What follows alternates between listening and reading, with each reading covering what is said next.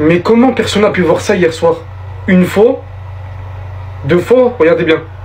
Trois fois. Je crois que carrément il a vraiment eu le seum de la manière dont Pedri est venu célébrer alors qu'ils étaient menés.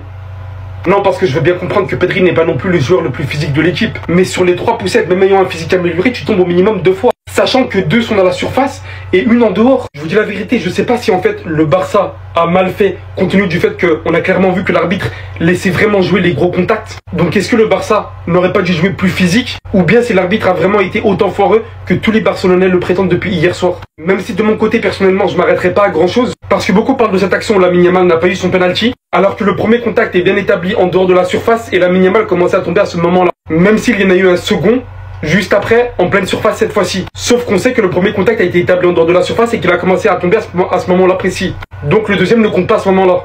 Après, il y a une autre action qui se discute énormément. Quand une faute n'a pas été attribuée au Barça alors que l'Inter a marqué juste derrière. Dans tous les cas, franchement, les Barcelonais, je pense très sincèrement que revisionner des choses, c'est se faire du mal. Regardez bien, hein, on en parle après. Regardez bien. C'est ça le vrai problème du Barça, c'est que c'est une équipe de gentils garçons. Je l'ai dit hier, mais c'est ça qui manque au Barça. Sur ce genre d'action, jamais le Real Madrid ne se serait laissé faire. Il serait parti à 10 voir l'arbitre. Moi, je n'encourage pas ça.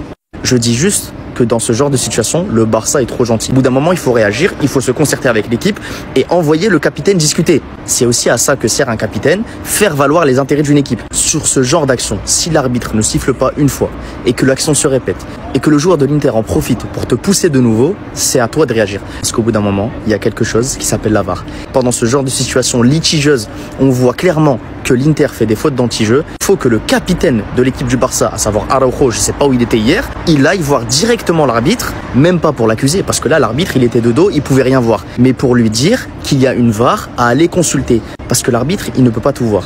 Mais la VAR, c'est les yeux à 360 degrés de l'arbitre. C'est à ça que sert la VAR, à rétablir la justice dans un match. Et encore une fois,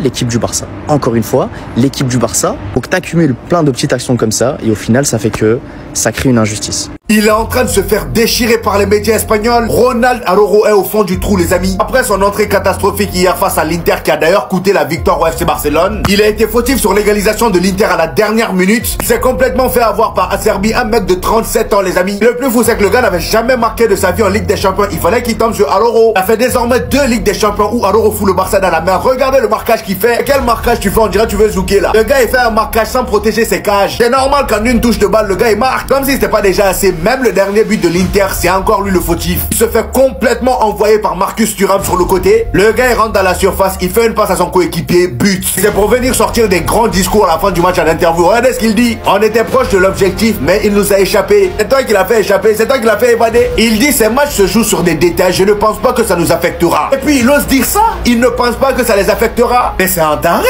T'es sûr que cette défaite-là n'affectera pas Lamine Yamal? T'es sûr que ça n'affectera pas Rafinha? Que eux, contrairement à toi, ils avaient beaucoup de choses à jouer. Le ballon d'or, tout ça. Toi, tu joues rien. Et ça, les médias espagnols n'ont pas hésité à le lui faire comprendre. Il y a le média Sport qui dit, par exemple, dépassé. Il est sur la photo du 3e et 4e but de l'Inter. Il n'a rien pu faire face à Thuram. Et il en donne une note de 4 sur 10. Le média Diarros ajoute, mauvais.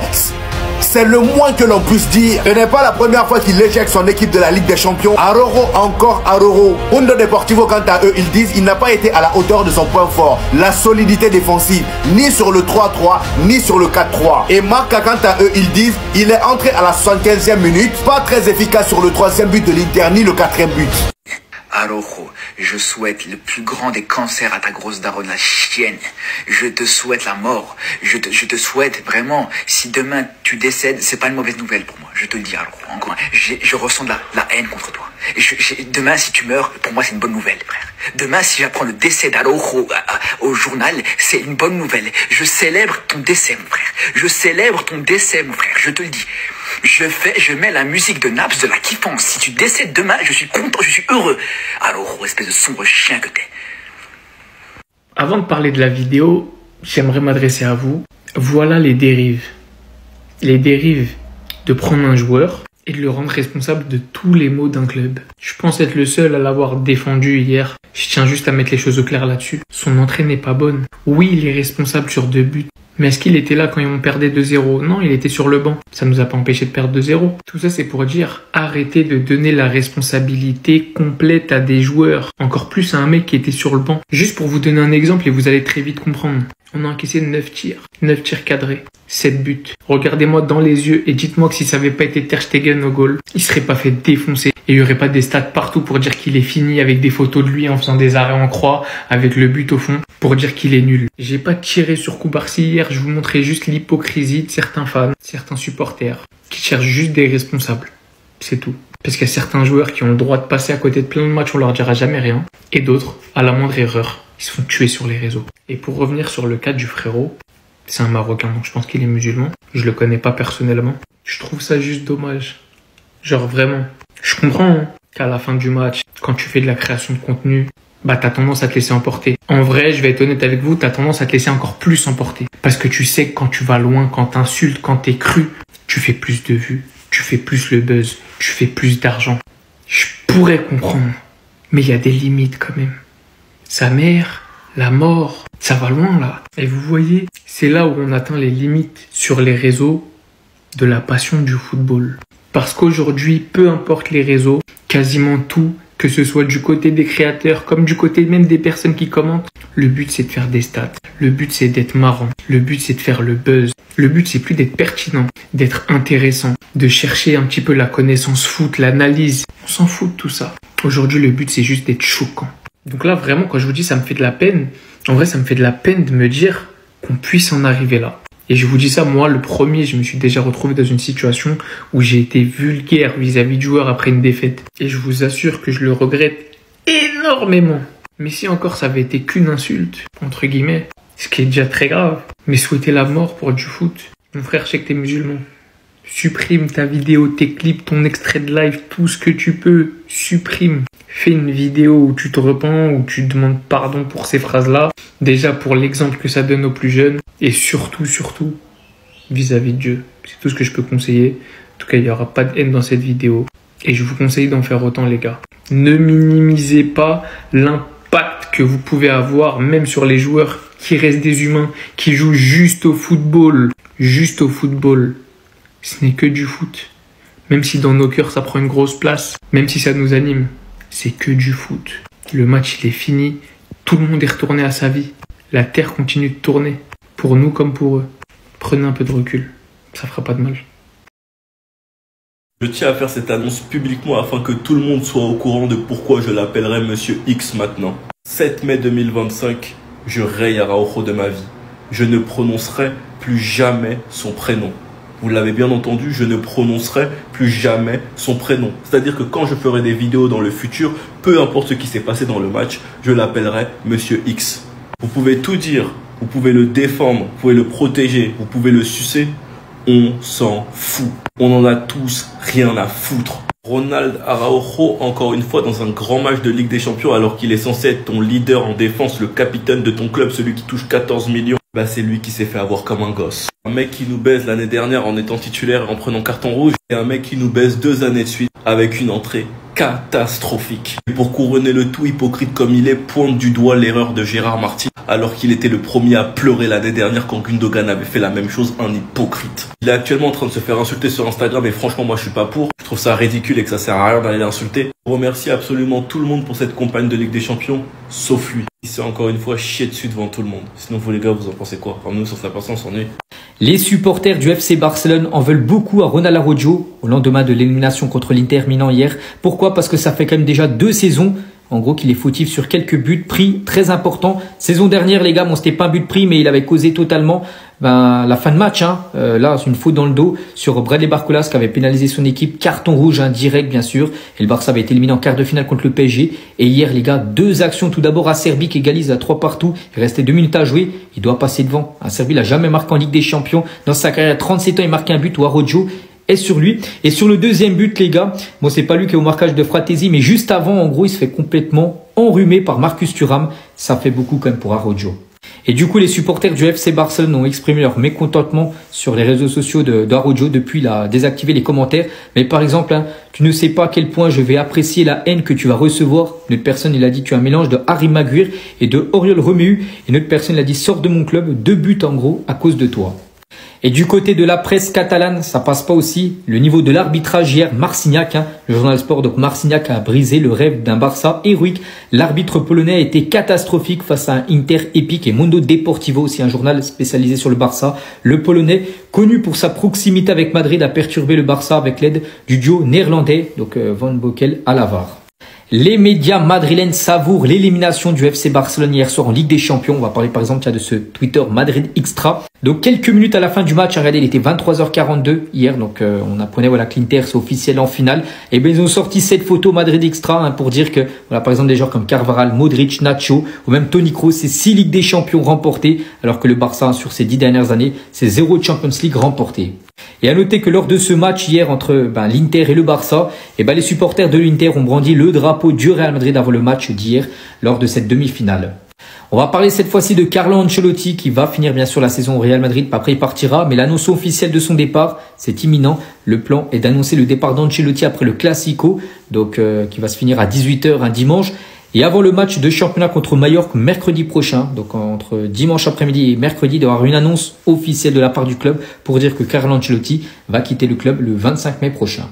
Et on finit les gars, on va parler de Ibrahima Konaté. Donc le Real Madrid maintenant a un projet, c'est de recruter des joueurs libres, bien sûr, avec Alexander-Arnold, le dernier en date. Et pourquoi pas maintenant viser Ibrahima Konaté. Donc le prochain pourrait être Ibrahima Konaté qui est libre l'année prochaine. Et bien évidemment, il intéresse fortement le Real.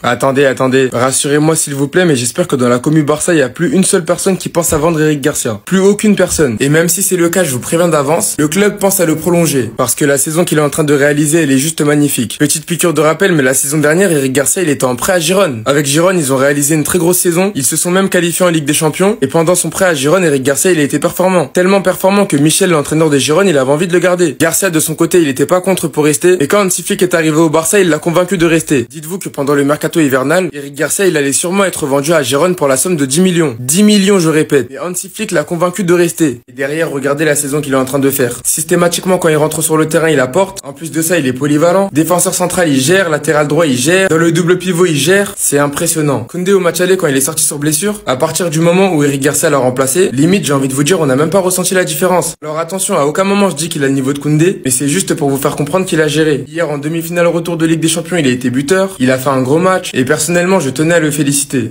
Heureusement, je vais devoir le défendre parce que j'ai vu du manque de respect envers Rafinha sur toute la saison accomplie. Vous savez très bien, je suis pas du tout fan du FC Barcelone. Je déteste ce club. Mais les gars, cracher sur un joueur comme ça, sur la saison accomplie, sur les stats qu'il a actuellement, voilà que c'est un manque de respect. Alors moi, j'ai toujours été critique sur certains aspects avec Rafinha. Y a pas de souci. Par moments, sur certains matchs, il n'était pas assez pesant en termes de jeu. Qu'il sauvait à certains moments, c'était les buts. D'ailleurs, le match qu'il nous a fait hier, il était claqué. Il a pas fait un bon match. Malgré ça, il arrive à marquer son but. T'as capté? Et ce but allait être décisif pour les amener en finale de la Ligue des Champions. En fait, ce qui m'énerve, c'est qu'il y en a tellement, ils sont hypocrites parce que si ce but serait rentré, il y en a plein qui auraient dit Rafinha, c'est le GOAT, il est excellent, c'est le meilleur joueur au monde. Ça allait le pousser encore plus au Ballon d'Or, alors que c'est faux, les gars. Les deux meilleurs joueurs depuis le début de la saison, pour ceux qui ont regardé les matchs de championnat et de Ligue des Champions, qui ne sont pas seulement intéressés par Flashscore, ils savent très bien que Lamine Yamal et Pedri, c'est les GOAT, c'est les meilleurs joueurs depuis le début de la saison. Rafinha, c'est le joueur tout simplement le plus décisif du FC Barcelone. Et on sait très bien que pour le Ballon d'Or, c'est très important tout ça. Lorsque je vous ai dit que Lamine Yamal et Pedri étaient les meilleurs joueurs, ouais, non, mais ça me disait, j'essaie de diviser un peu les clans barcelonais. Non, ça sautait aux yeux, la famille. Et ça allait se voir un jour ou l'autre. Là, maintenant, ça crache sur lui. Pourquoi? Parce que le FC Barcelone n'a pas gagné la victoire. Et c'est triste pour lui. Pour moi, le match de Rafinha, il devrait pas vous choquer énormément. Moi, il me choque pas de ouf. Même si je suis assez déçu, il l'a fait sur certains matchs aussi. Là, c'est juste que, il n'y avait pas la victoire au bout. Sinon, vous auriez un autre discours. Et c'est ça qui m'énerve. Moi, j'aurais aimé que malgré la victoire, on dise que Lamine Yamal doit avoir ce Ballon d'Or. Parce que le seul qui a dit ça, de ce que j'ai entendu de la communauté barcelonaise, c'était Ben Baker. Bel et bien dit que Lamine Yamal, il a un niveau qui fait que Rafinha ne pourrait pas avoir le Ballon d'Or. Et c'est en vrai. C'est à toi. Moi, en tout cas, bien, alhamdoulilah. Hansi Flick, merci pour les travaux. Et ça, j'ai vu peu de gens le faire. remercier le coach. Parce que oui, c'est souvent les joueurs qui sont mis en avant, mais jamais le coach. Il est arrivé dans un Barça en reconstruction, dont le coach venait de se faire virer. Il a mis à sa disposition un effectif très très limité. Et il a su transformer certains joueurs qu'on voit aujourd'hui au top niveau. Inigo Martinez, Eric Garcia, Rafinha. Et je rajouterais même De Jong qui était sur le départ de base. Il a trouvé un système de jeu pour combler les lacunes du FC Barcelone défensivement. Ce piège du hors-jeu qui nous a tant facilité contre des équipes qui avaient des ailiers percutants, des joueurs très intelligents dans le placement de base. Et avec toute son expérience, il a ramené ce Barça au sommet, premier de Liga actuellement, vainqueur d'une super coupe, d'une coupe du roi. Et on est demi-finaliste de Ligue des Champions. Et ça avec un effectif limité, je le répète encore une fois, et avec de nombreuses blessures très importantes. Il a transmis ses valeurs à cette équipe-là, qui même avec l'absence de Baldé et Koundé a affiché un très bon visage lors des doubles confrontations contre l'Inter. Donc les gars, oui, on est déçus de l'élimination, mais le meilleur est à venir. Il disposera des éléments qu'il souhaite ramener au club. Il aura les joueurs pour boucher les lacunes que le FC Barcelone a, et vous verrez de quoi Hansi Flick est capable. Sur sa première année de demi-finale de Ligue des Champions, il tuera potentiellement toutes les coupes disponibles en Espagne, c'est très fort. Merci Flick.